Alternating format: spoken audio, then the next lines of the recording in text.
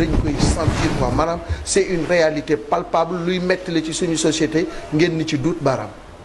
waaw xam nga dafa metti mais Sénégal ñun dañoo jikkoowoo man moo tax may wax Aziz Sénégal man tuddeewuma ko Sénégal. li ma neex ak ki ma neex laa ko tuddee. li ma neex dama koy def El Hadj Malick moo ma neex lu mu def baax na. donc yëf yi sant. wax naa ni professeur Iba Der Thiam commencé woon na ci di ci def ay gëstu. xam naa un ami bu ci doon def ay gëstu mais ku ko yëkkati dañ lay wax tegal ci suuf. kon dese naa toog naa ak ku mag ku siiw ku nekk fii ci réew ñu xam ko lool sax lool yéen ñëpp ngeen xam ko. mu ni ma semaine bii laa xam ni niñ ma santale santuma noonu nii laa sant. te ci ngénte laa ko xam sama bàjja na ko wax ca biir ngénte la.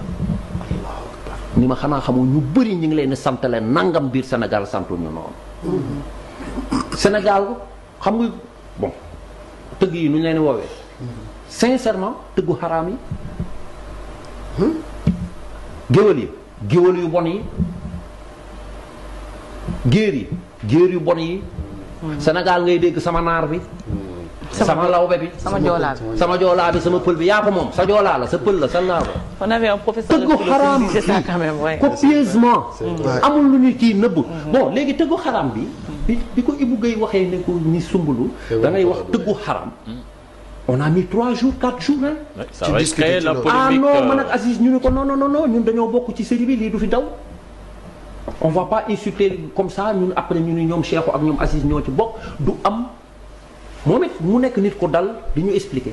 mooy patron Evan Pro. di ñu expliquer ni ñu série bi il faut mu def tabac may leen ma génne baat bi ma génne ko. ma ne ko Ibou doo génne baat bi tëggu xaraam c'est trop day yëngal Sénégal. mu ni ma mais Cheikhou man tëgg laa. sama doom la bay tiir caméraman la tëgg la. sama rakk yi man ak ñoom ñoo bokk ndey ak baay ñu ngi biir Evan Pro ay tëgg lañu. ñii nekk ci comptabilité bi ce sont mes cousins et frères ay tëgg lañu. kon man sama bopp laa njëkk a saaga. sama nijaay laa la tuddee Njaga Caam mi ngi Yoof sama nijaay la tëgg la.